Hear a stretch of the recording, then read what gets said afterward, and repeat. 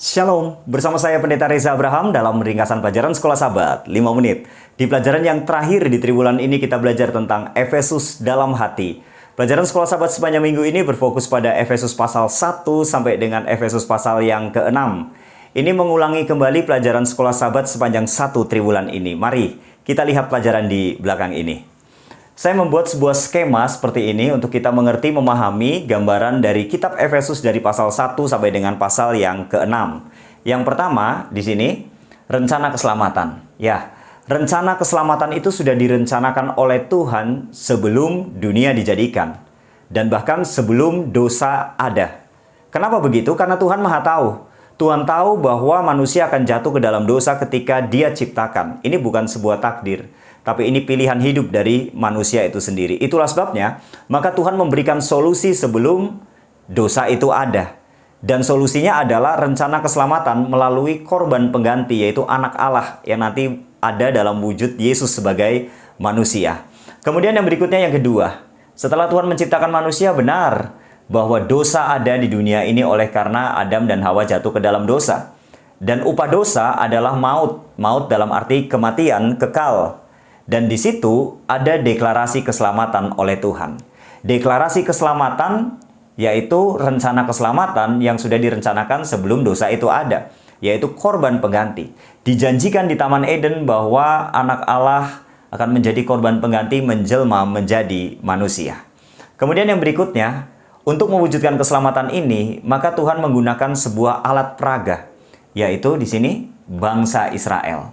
Nah, bangsa Israel ini menjadi perpanjangan tangan Tuhan, digunakan oleh Tuhan untuk menyampaikan pekabaran keselamatan kepada seluruh bangsa. Karena Tuhan kasih adanya, Dia menginginkan semua orang, semua bangsa itu selamat. Dan melalui bangsa Israel ini, maka bangsa Israel harus menjadi jembatan. Bangsa Israel harus menyampaikan pekabaran keselamatan kepada bangsa-bangsa lain. Tapi, pada kenyataannya, bangsa Israel justru menjadi satu bangsa yang eksklusif. Bangsa yang merasa diri benar, yang harusnya membangun jembatan justru membangun tembok. Menganggap bahwa bangsa-bangsa lain ini tidak baik, tidak benar, haram, najis, dan lain sebagainya. Dan itu tidak sesuai dengan misi Tuhan di sana. Nah, kemudian setelah itu, maka kegenapan dari deklarasi di Taman Eden yaitu kematian Yesus di kayu salib sebagai manusia. Nah, kegenapan kematian Yesus di kayu salib ini totalnya 4000 tahun sejak dideklarasikan di Taman Eden. Tujuannya adalah menjadi korban pengganti sehingga setiap orang yang percaya kepada Yesus sebagai manusia mereka akan diselamatkan karena Yesus yang menggantikan kematian kekal itu. Sekaligus juga bahwa kematian Yesus di kayu salib ini sebagai penghancur tembok pemisah yang seharusnya itu menjadi jembatan. Artinya di dalam Yesus sekarang tidak ada lagi perbedaan.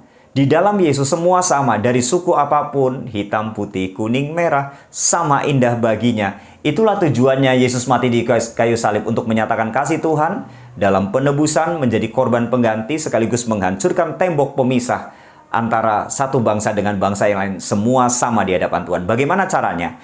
Diwujudkan dalam sebuah alat peraga, yaitu gereja. Gereja adalah tempat di mana orang-orang percaya berkumpul. Dari suku apapun, ras apapun, golongan apapun, status sosial apapun di sana, tidak boleh ada perbedaan. Semua sama di hadapan Tuhan, harus bersatu di dalam gereja. Nah, lingkup yang kecil, yaitu keluarga, karena keluarga adalah gereja adalah bagian dari keluarga-keluarga yang ada. Itulah sebabnya untuk menjalin persatuan-kesatuan di dalam gereja sebagai misi Tuhan di sana, maka apa yang harus dilakukan? Yang pertama harus akrab dengan Tuhan, yaitu mengasihi Tuhan vertikal ke atas. Dengan cara ibadah, berdoa. Kemudian yang berikutnya akrab dengan sesama, yaitu horizontal, mengasihi sama manusia. Dengan cara mengasihi, berdamai, kemudian bersaksi. Dan ini dua hal yang harus dilakukan untuk menjalin persatuan dan kesatuan di dalam gereja.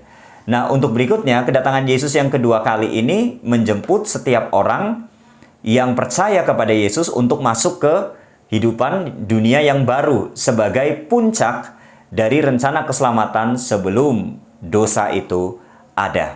Nah, kemudian dari kehidupan di Taman Eden sampai dengan kedatangan Yesus yang kedua kali, inilah yang disebut dengan pertentangan besar antara Kristus dengan setan. Dan kita terlibat di dalamnya.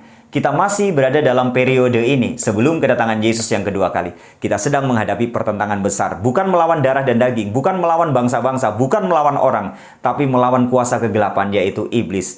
Kita harus memilih Tuhan atau iblis di sana.